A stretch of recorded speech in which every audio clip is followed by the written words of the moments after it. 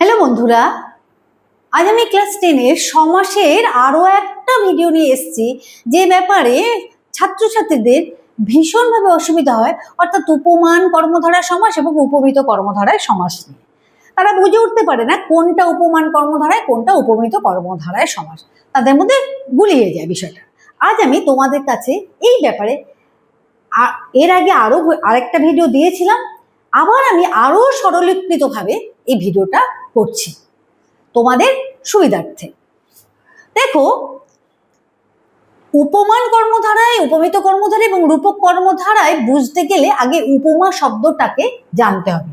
উপমা মানে তুলনা, অর্থাৎ তুলনা তো একটা বস্তুর মধ্যে হয় না, দুটো বস্তুর মধ্যে হয়, দুটো বিষয়ের মধ্যে হয়।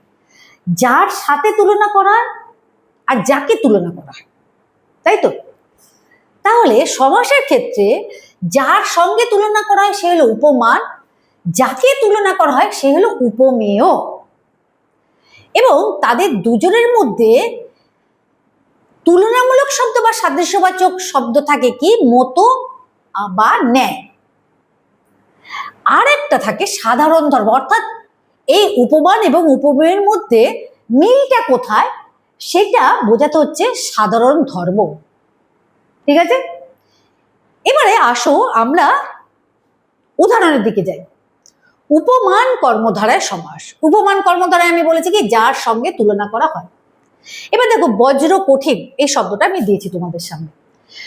বজ্র কঠিন অর্থাৎ আমি যখন ভাঙবো এই সমস্ত পদকে, বজ্রের ন্যায় কঠিন, তাহলে কার ন্যায় কঠিন? দেখো, যার সঙ্গে তুলনা করা হয় কার ন্যায় কঠিন, অর্থাৎ বজ্র।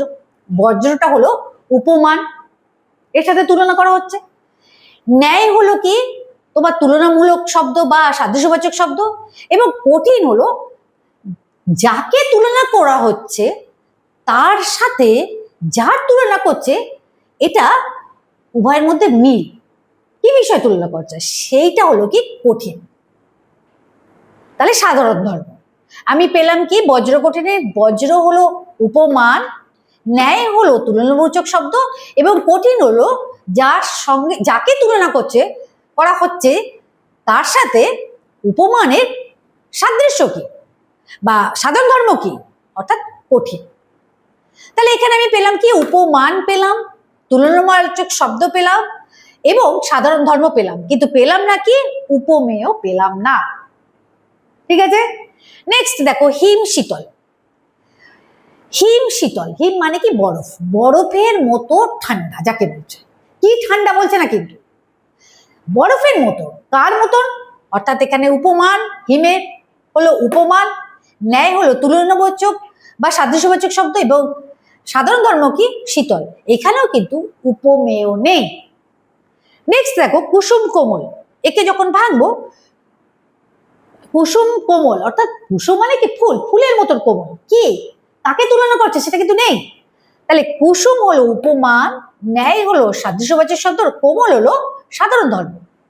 তাহলে আমরা দেখলাম কি, উপমান কর্মধারয় সমাসে কি হবে, পূর্ব পদটা হবে উপমান, তার সাথে কি হবে, তুলনাবাচক শব্দ থাকবে এবং কি থাকবে, সাধারণ ধর্ম থাকবে, কিন্তু উপমেয় থাকবে না।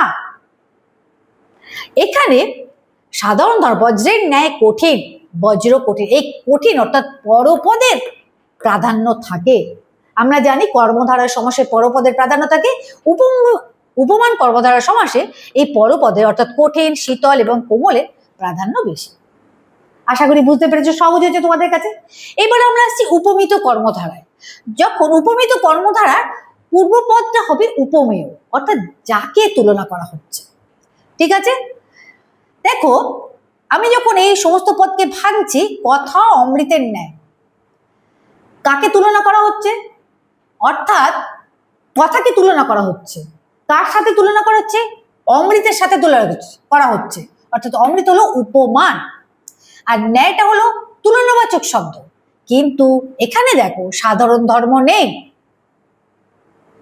নেক্সট দেখো, চাঁদ বদন।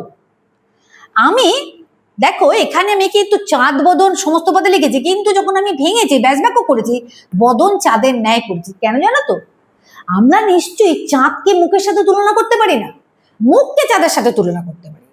তাই ব্যাসবাক্য করতে গিয়ে বললাম বদন চাঁদের ন্যায়। তাহলে কার ন্যায়? এটা হলো চাঁদটা হলো কি উপমান, তাকে তুলনা করা হচ্ছে বদন, তাই তো, বদনকে তুলনা করা হচ্ছে, তাই হলো কি এবং থাকছে কি ন্যায় থাকছে, কিন্তু সাধারণ ধর্ম থাকছে না। পুরুষ সিংহ, এখানে দেখো পুরুষ সিংহের ন্যায়, এখানে সিংহ হলো উপমান আর পুরুষ হলো কি উপমিত, উপমেয়, এবং ন্যায় হলো সাদৃশ্যবাচক শব্দ, কিন্তু এখানেও দেখো সাধারণ ধর্ম নেই। তাহলে উপমিত কর্মধারায় যখন আমরা ভাঙবো, আমরা দেখব সেখানে উপমান থাকে, উপমেয় থাকে, সাদৃশ্যবাচক শব্দ থাকে, কিন্তু সাধারণবাচক শব্দ থাকে না। এবং এখানে উপমেয়ের প্রাধান্য বেশি, উপমেয়ের প্রাধান্য বেশি থাকে। নেক্সট আমরা পাচ্ছি রূপক কর্মধারয় সমাস। মন মাঝি, মন রূপ মাঝি, রোষানল আঁখি পাখি। রূপক কর্মধারয় সমাসে উপমান আর উপমেয় দুজনকে অভেদ কল্পনা করা হয়। কে কার তুলনা, কার সাথে কাকে তুলনা করবে এটা কিন্তু বোঝা যায় না। আমাদের মনটাও তো আমাদেরকে এগিয়ে নিয়ে যায়, যেমন সাগরে বা নদীতে কি হয়, মাঝি যেমন করে নৌকাকে এগিয়ে দিয়ে যায়। তাহলে মনকে মাঝির সাথে তুলনা করবো না মাঝিকে মন কার সাথে তুলনা করবো, এটা আমাদের মধ্যে অভেদ হয়ে যায়, দুজনেই সমান মনে হয়। তাই আমরা লিখছি মন রূপ মাঝি, কেউ কারোর সাথে তুলনা নয়, দুটোই সমান। তাই বলছে কি মন রূপ মাঝি।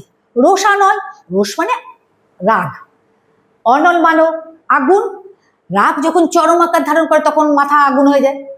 তাহলে রোষ অনলের ন্যায়, তাই তো, রোষ অনলের ন্যায়, অর্থাৎ দুজনকে উপমান এবং উপমেয়কে অভেদ কল্পনা করা হলো। আঁখি পাখি, আঁখি রূপ পাখি, অর্থাৎ আঁখি এবং পাখির মধ্যে অভেদ কল্পনা করা হলো, তাই এটা রূপক কর্মধারয় সমাস। ঠিক আছে, রূপক কর্মধারয় সমাসে আমরা কি করব, রূপ মাঝখানে আনবো, দুটো পদের মাঝখানে রূপ আনবো। উপমিত কর্মধারার শেষে আমরা ন্যায় পাবো, অর্থাৎ সাদৃশ্যবাচক শব্দ রাখবো, আর উপমান কর্মধারার সমাসে মাঝখানে সাদৃশ্যবাচক শব্দ রাখবো। আশা করি তোমাদের কাছে বিষয়টা অনেক সহজবোধ্য হয়েছে, আমি বোঝাতে পেরেছি ঠিক মতন, আর এই ব্যাপারে তোমাদের নিশ্চয়ই কোনো রকম সমস্যা দেখা দেবে না। ক্লাসটা নিশ্চয়ই তোমাদের ভালো লেগেছে। তাহলে যদি ভালো লাগে তাহলে অন্যের সাথেও বিষয়টাকে একটু শেয়ার করে দিও। Thank you.